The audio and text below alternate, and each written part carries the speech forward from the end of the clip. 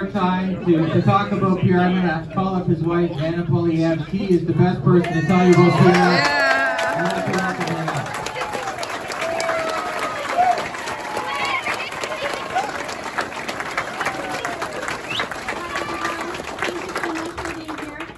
Nice to be here in North Bay because my brother lived here for a few years as he was in the NORAD. So thank you so much for welcoming us. It's a pleasure to be here and particularly standing by my husband's side throughout this journey.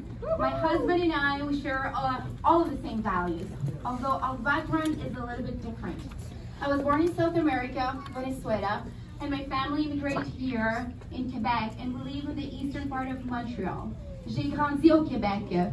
Puis, lorsque nous sommes arrivés ici au Québec, my father, he went from managing a bank back home, wearing business suits every day, to then coming here, jumping back on the back of a pickup truck to pick up vegetables, strawberries, because that's what you had to do to feed your family. He taught me that there is no greater dignity than to provide for your own family.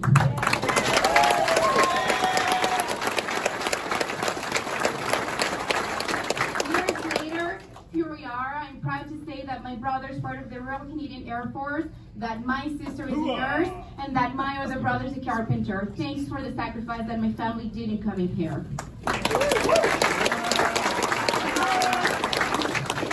My husband's background is a little bit different. He was born in Calgary, and he was born to a teenage unwed mother who had just lost her mom. She gave Pierre out for adoption to two wonderful school teachers from Saskatchewan. We both grew up the same, paycheck to paycheck, learning about self-responsibility and hard work. More importantly, to fight for everything that we have. Nothing was handed to us, absolutely nothing. So ladies and gentlemen, we all want to hear from our fighter, the man of the hour, my husband, Pierre Poilievre.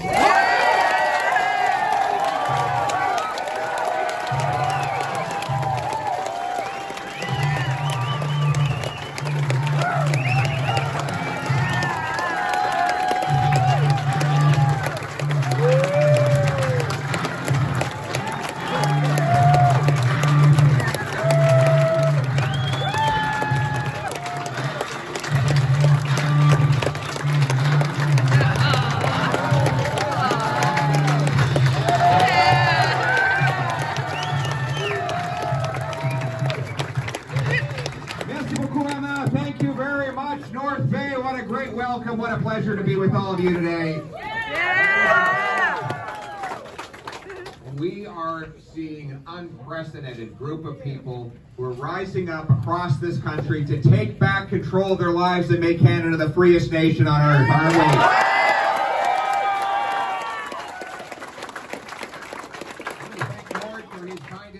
Gord used to be the riding president here for the local Conservatives, and I called him up a few weeks ago to see if I could get his support. He said, Pierre, I have an important question for you. Do you believe in free speech? Yeah. I said, of course. He said, how would you like to give one? So thank you very much for that, Gord. And, you know, when I got to town, he told me, you know, you have to go and see our seniors, our hard-working seniors who built our country. So I went to the local seniors home. I walked right up to a lady and I said, do you know who I am? And she said, no, but if you ask the nurse, she'll tell you who you are. It's great to be made humble, isn't it? And what a wonderful introduction from my lovely wife, Anna. Thank you very much for that. The great thing about marrying a Latina is that you marry the whole family. Her grandmother and aunts and uncles are all chipping in to help raise and care for our little kids who are back home in Ottawa right now, baby Cruz and Valentina. Without their family, we would not be able to be here today. So a grand thank you to Anna's entire family for making this possible. You know, Anna's story is really the Canadian story, isn't it? Whether you've been here for 300 days or your ancestors for 300 years, We all came here for the same reason, didn't we? Yeah. Not for free stuff, but for freedom. Yeah. That is why wave after wave of Canadian immigrants came to these shores.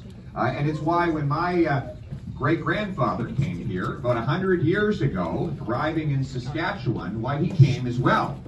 Il est arrivé en Saskatchewan, de la France, directement dans un petit village françaissoise qui s'appelle Léoville.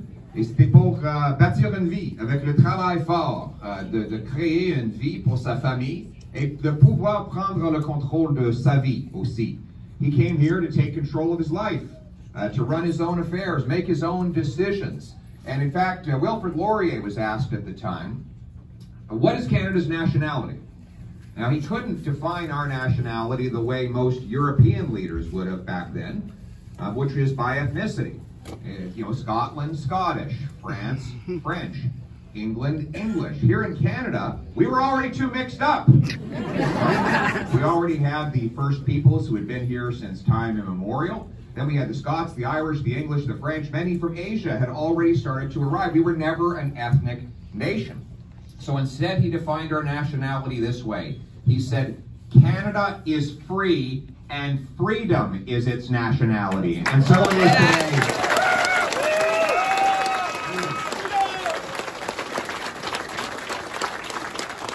But lately, we haven't felt that free in this country, have we? No. Whether it's the 14-year-old girl suffering depression after 2 years separated from sports and social activities, or the single mother who lost her job because of a personal medical decision. Or whether it's the small businessman who mortgaged his house to start up a restaurant only to have it closed so many times he couldn't afford to open it anymore. Or the hard-working trucker who delivered our goods and services across the border only to be called a criminal by our Prime Minister.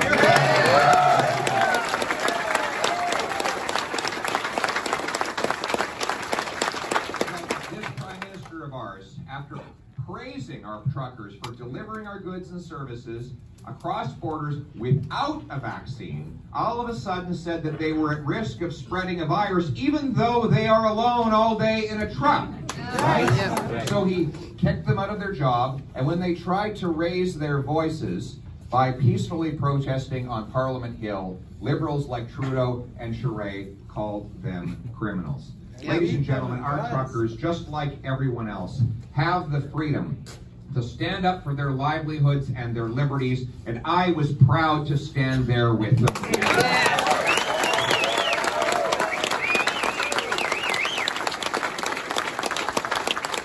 Furthermore, I will always stand up and fight back against these discriminatory and unfair vaccine mandates, and let's fight until they are all eliminated so people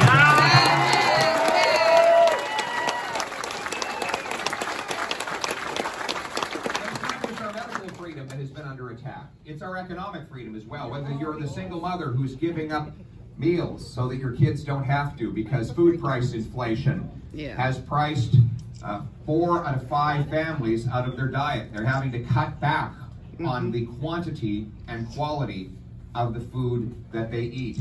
Or you might be the working guy who's lost the freedom to go on a hunting or fishing trip on the weekend because gas prices are $1.93 a liter and you can no longer fuel up your truck. Or you might be the 32-year-old man living in his mother's basement because I see a young lady pointing at herself over there. Because they can't afford the $874,000 it now costs for the average home in Canada. Ladies and gentlemen, this is in the second biggest country on earth, and we can't find a place to house everybody. What's happening? Why do we have 6.7% inflation, the highest in 30 years? World Economic Because the cost, exactly, overspending. The cost, this is sort of a pop quiz speech, so you can ask questions from time to time. And by the way, you never feel badly about interrupting my remarks with your applause at any time. You can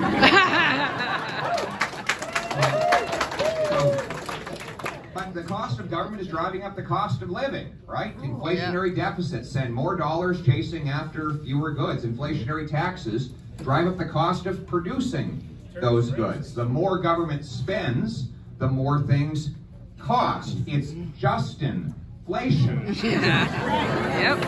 And the reality is they created $400 billion of new money printing. It's the old story, right? When governments create cash, that money goes out into the economy and competes for scarce goods to drive up their prices. If you have 10 loaves of bread and $10 in your economy, and all of a sudden you double the number of dollars to $20, well, you double the cost of each loaf of bread from $1 to $2, don't you? Yeah. That's the reality. Anybody got a quarter here today? Only a quarter. It's just a loan. I'll give it back. I'm not a liberal.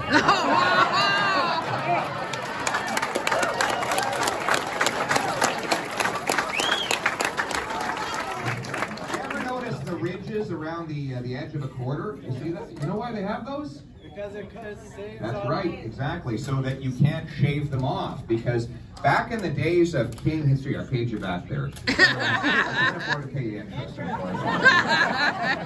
Thank you very much. Handshake will do. We'll go get him. Thank you very much for that. But back in the days of Henry VIII, he used to shave off and cut off the edges of the silver English pound. It was a pound of silver, but he would cheat the people by cutting off the edge, and then he could melt down those edges to make more coins so that he could spend it on the people within inside the castle walls, right? The problem, of course, was that it would drive up the cost of everything. The peasant class, the commoners, would then have to pay more coins to buy the bread that they needed to feed their families. And so as a result of this, we had the great inflation when he was in power, 80% increase in the cost of goods and services over about a 7-year period while he was in power. So many years later, they brought in a rule in the United Kingdom that made it a criminal offense to cut off the edge of a coin. And believe it or not, in our criminal code today, all of these years later, it is still a crime to clip the edges off of coins. Not joking.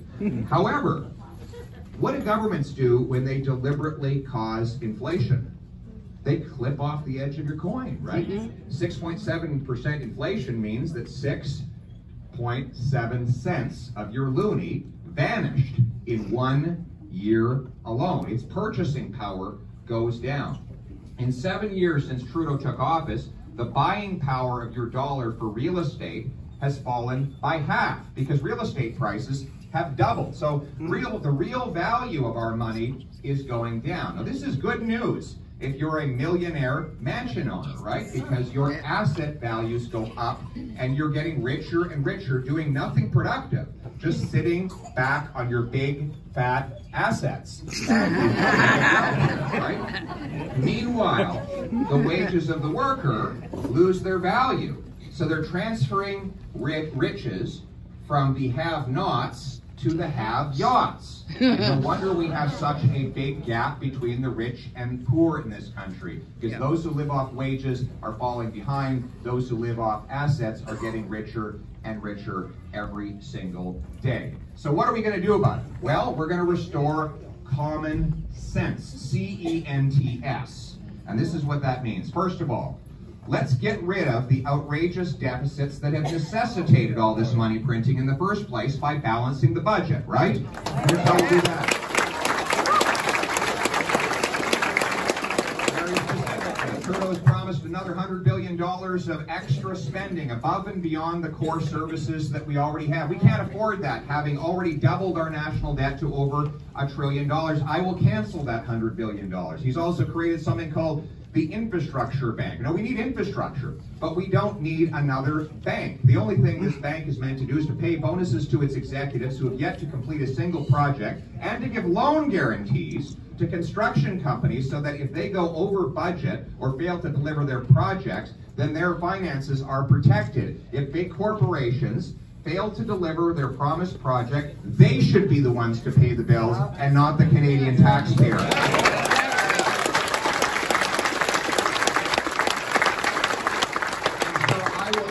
Multi-billion-dollar infrastructure bank.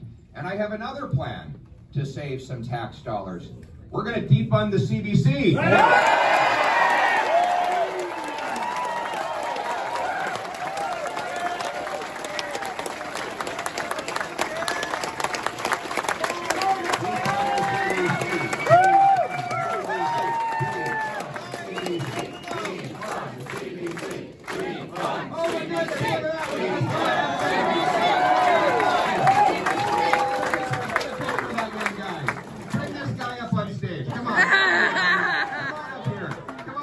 here. Whoa, look at him go. Come on over here. Come on, buddy. Everybody, give these guys a hand.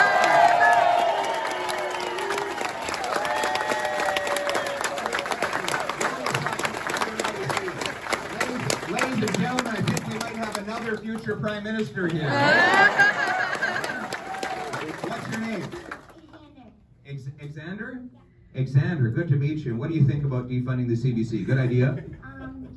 Yes. I can't get a yes or no answer from the Liberals, but Xander.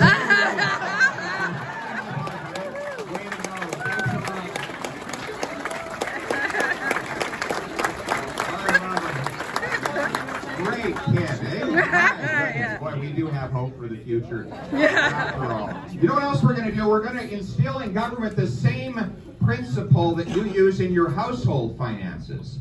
And that is, there is a fixed budget for things. You know, if a family wants to build a deck, they might take a pass on the family vacation. Or they get a deal on the lumber for the deck, and maybe they use a coupon to save money on the vacation to keep both of them within the fixed budget. It's this or that, not this and that. Yet, you know, the great economist Thomas Sowell said the first law of economics is scarcity. There's never enough to meet all of the demands that people have. And the first law of politics is to ignore the first law of economics, right? And every creature in nature must live with scarcity, from the tiniest microbe on the ground to the birds in the trees or the fish in the seas. They all have to compete for scarce resources in order to survive. Every species except the politician. He has a special trick. Using the forceful power of taxation, he just externalizes the scarcity onto the people by raising taxes, creating more debt for Xander and his generation to pay off, or printing more money to cause inflation for the consumer. I want to re-internalize that scarcity so that the politician has to choose using scarce resources by passing something called the Pay-As-You-Go Act. Works very simply. Government wants to bring in another dollar of unbudgeted spending. It must first find a dollar of savings to pay for it. That would cap the cost of government while the taxpayer and the economy catch up. Let us phase out the deficit and balance the budget. They brought in this law in the United States of America in the 1990s when they were broke, and they managed to balance the budget in just a few years, ran a $400 billion surplus, paying off much of their debt, and then, as soon as Congress lapsed that law and it went out of existence, they plowed back into deficit again. Shows you need to impose discipline on government spending if you want to control the cost of the people. It's time for politicians to start pinching their pennies because taxpayers have been pinching their pennies.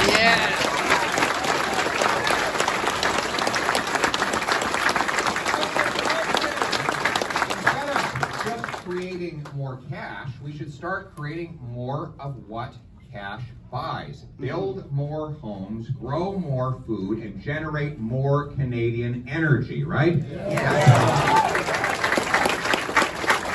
go back to my bread and dollars example, right? And I said at the outset, if you got 10 loaves of bread and $10, what if instead of multiplying the dollars, you increase the number of loaves of bread you had? So you had 20 loaves of bread and $10, all of a sudden the cost of bread would go down. So that's what we need to do in this country. But what's holding us back? Why are we not producing more? The answer is government gatekeepers. Yes, Trudeau, he's the best answer. He's the worst gatekeeper of all, but there are many of the gatekeepers, right? You know, there really is these gatekeepers who prevent us from producing the goods and services we need. For example, let's go back to housing. House prices have doubled, $874,000 for every unit of housing.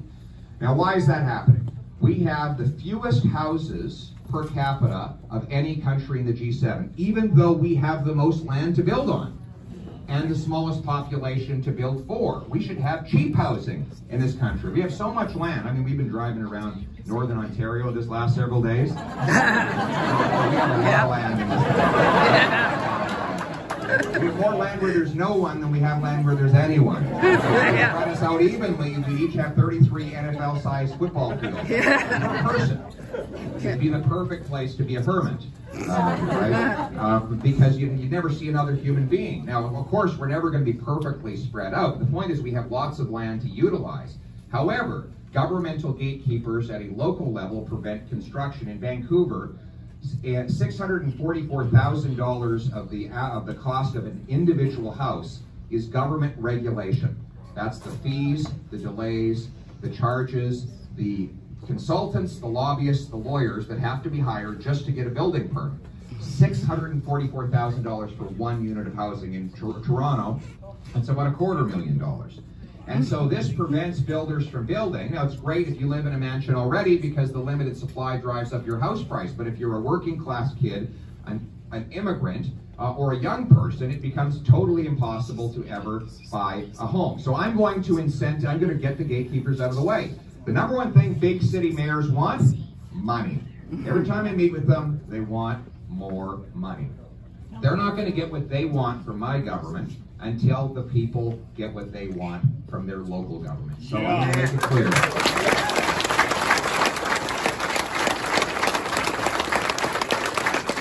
Big city mayors with overpriced real estate and populations of over $500,000 will lose some of their infrastructure money unless they increase home building by 15% every year, year after year, to supply more houses for their people. Now, there'll also be a carrot.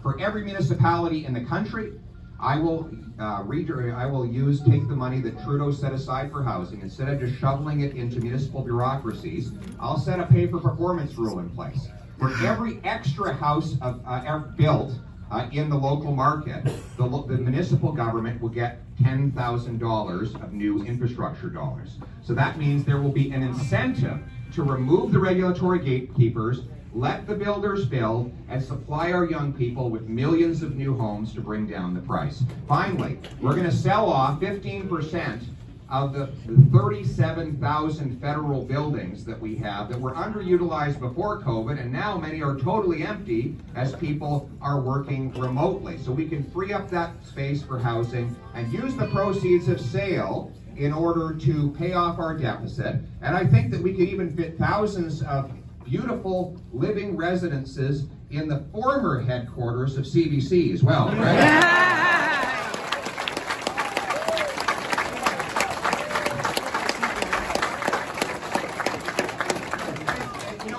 Just the housing gatekeepers, it's the energy gatekeepers as well, right? Preventing us from generating more energy. Oh, the little one's crying. I think the child just heard about her share of the national debt. Oh, no.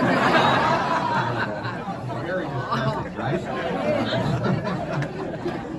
That's okay. We'll pay it off, we promise. But you know, here we are importing 130,000 barrels of overseas oil every single day to Canada from Saudi Arabia and Nigeria. They take our money, we take their oil, even though we have the third biggest supply of oil on planet Earth. So here's what we're going to do. We're going to repeal Bill C-69, the No New Pipelines Law.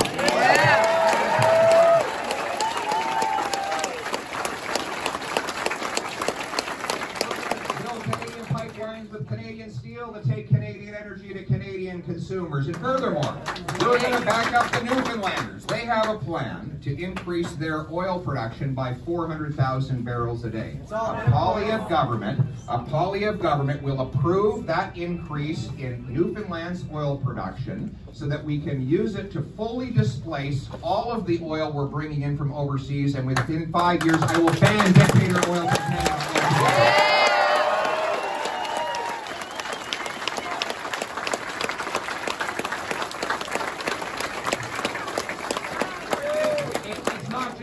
It's also the 1,300 trillion cubic feet of natural gas we have in Canada. We could be using, we're going to talk about the environment. We could get Asia off of burning coal fire if we could send more of our clean, green, natural gas. And by the way, British Columbia is the shortest shipping distance from North America over to Asia.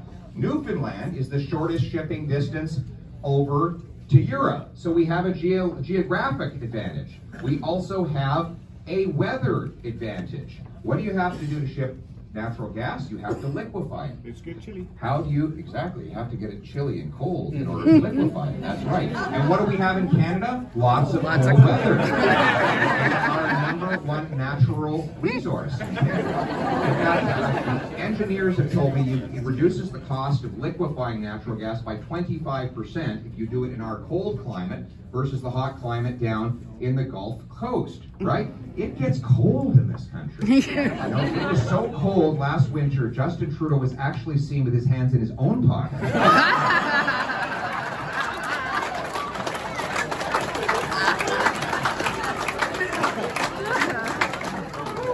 So the Newfoundlanders, they're going to pipe the natural gas from the Jandark offshore oil field over to the coast, put it on a cooling vessel to reduce it down to -161 degrees Celsius so that it becomes liquid. They'll ship it across the Atlantic, sell it to Europe so that Europe can break its dependence on Putin and we can replace dollars for dictators with paychecks for our people. Oh, yeah.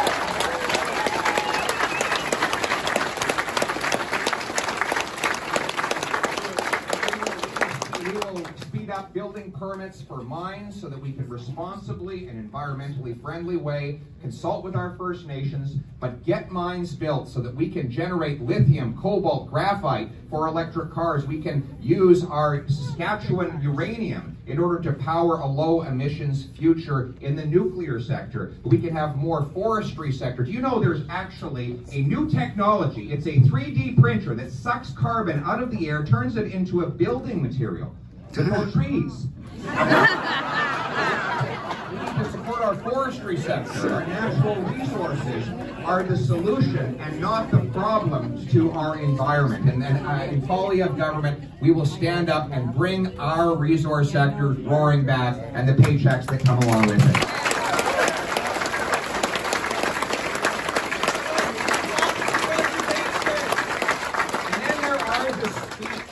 Gatekeepers as well, right? Those gatekeepers, C11, they're always, you know, these gatekeepers, they're always going after the wrong people. If I could digress for just a moment. You know, Trudeau's going to spend over $1 billion targeting our law-abiding hunters and farmers, right? Meanwhile, he's introduced legislation to reduce criminal penalties for gun crimes like smuggling and extortion. This is insane. 82% of all the guns used for crime in downtown Toronto do not come from law-abiding people. They are smuggled in from the United States of America. A Poilievre government will end the attacks on our lawful, licensed, vetted hunters and farmers and go after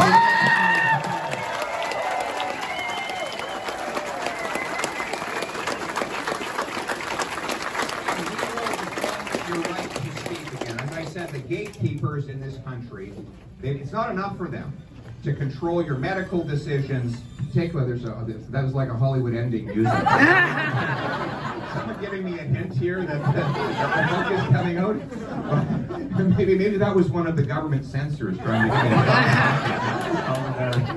it. But seriously, not this bill, C11, which would give the CRTC the ability to determine what you see and say online. It would give privilege to certain types of content that would then appear in your news feed and on your YouTube channel because of manipulating the algorithms using bureaucratic powers behind the scenes. These powers exist nowhere else in the free world. Furthermore, Trudeau now has a proposal to bring in something called a Digital Safety Commissioner. This is someone who would have the ability to take down content that he doesn't like on the internet. Now, let's be clear. Oh, it's about to get a lot worse if this passes. In fact, they had an online consultation, and the Twitter Corporation, not somebody's individual tweet, but the company itself, said that these powers remind the company of what already exists in North Korea and Iran. Right? That is what Trudeau wants to institute here in Canada. It shouldn't surprise anyone. He said that he admires the basic Chinese communist dictatorship, right? That is the mentality that goes into these things. Now, why does he want to do that? Of course, he's afraid of criticism. He doesn't want to debate because he knows he can't win a debate. In fact, he's terrified of debating me in the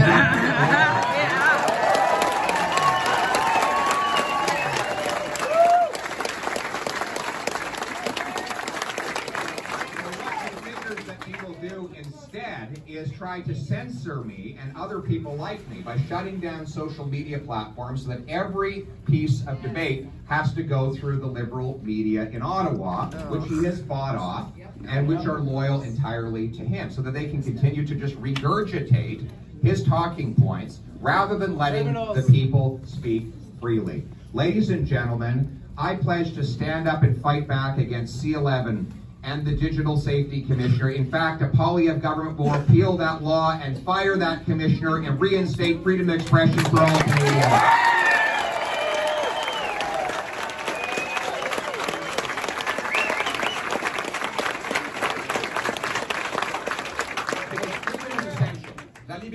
La liberté de travailler fort et gagner une vie avec une inflation basse, avec le pouvoir d'achat, avec le pouvoir de s'exprimer sans crainte. C'est la raison pour laquelle les Canadiens sont venus ici. Donc, c'est quoi la raison pour laquelle je me présente pour Premier ministre du Canada? C'est bien clair. Les gens croient avoir perdu le contrôle de leur vie. Moi, je me présente pour Premier ministre pour redonner le contrôle de la vie aux Canadiens et pour rendre le Canada le pays le plus libre au monde.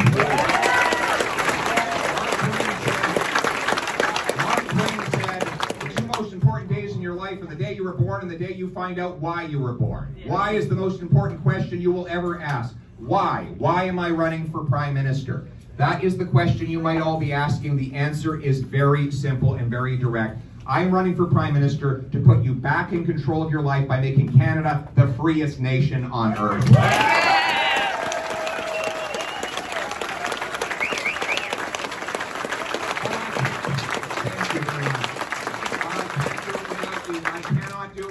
Politics is not a spectator sport. You've learned over the last couple of years that if you don't take an interest in politics, politics will take an interest in you, right?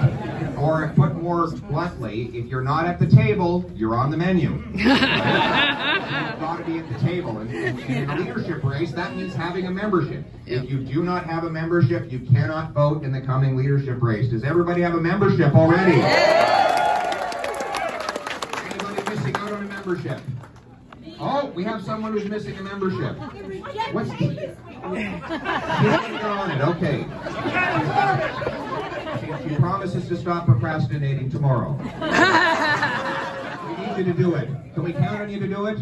Excellent. We need you to do it. Okay, would you be my security guard? Okay, so everybody, you cannot leave and get past her to leave the premises unless you show your membership card, okay? All right, so that's the plan, because I need you with me. Freedom, our freedom goes back to the Magna Carta. 800 years of history. 1215, the commoners of England forced King John to the field to sign the Great Charter. That charter was what initiated the freedoms that we take for granted today. No arrest without charge, no trial without jury, no confiscation without compensation, no taxation without representation. It's why the House of Commons is green, because the first commoners were in the fields of England. And the commoners from the field today rule again. Freedom has always come from the bottom up, never from the top down. It is your duty, our duty, to defend it. And as Edmund Burke said, freedom is a contract between the dead, the living, and the yet to be born. It is the duty of every living generation to stand up and defend the freedom, not only for themselves, but for the ancestors who created it, for the soldiers who fought and defended it.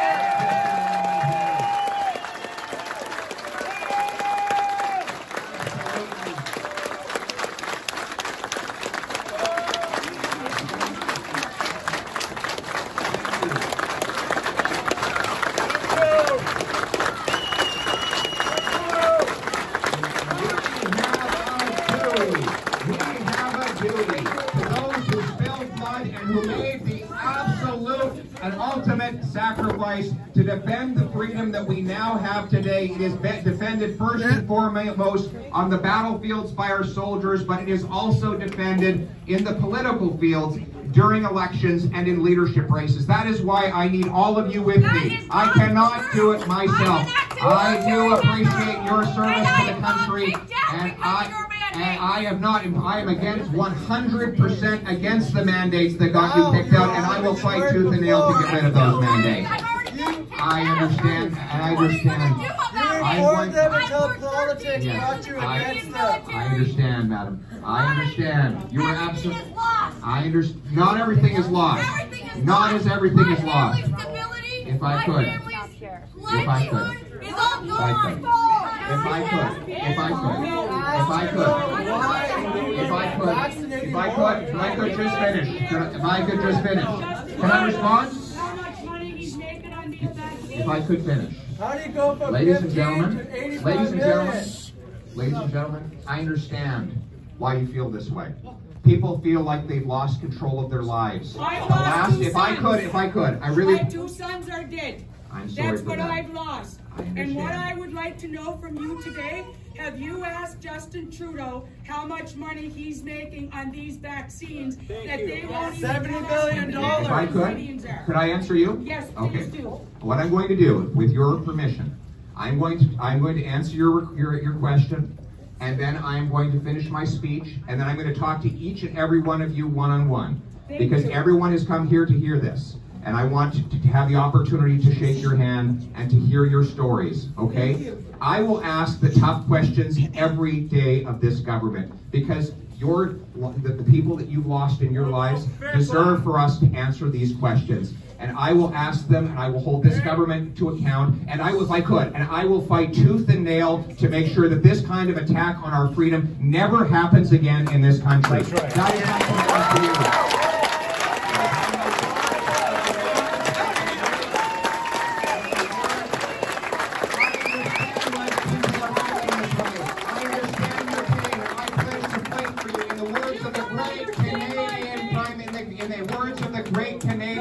Prime Minister, if I could, I do. Why has that question not been asked up to now? How much money is Justin Trudeau making off of these vaccines? Is that because your wife also owns shares in the same company? No, that is a lie. No, please.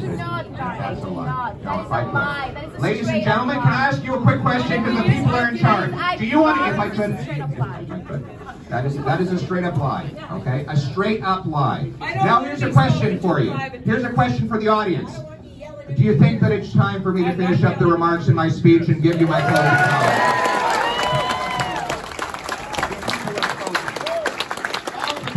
All the people. And so I will conclude with this. Ladies and gentlemen, I will fight for her freedom and your freedom and everybody's freedom, because everybody deserves to live in a free nation with an accountable government. And so I conclude with the great words of our wonderful former Prime Minister John Diefenbaker, who said, "I am a Canadian, a free Canadian, free to speak without fear, free to stand for what I think right, free to oppose what I believe wrong, free to worship God in my own way, freely to choose those who shall govern my country. This heritage of freedom I pledge to uphold for myself and for all of mankind." Thank you very much.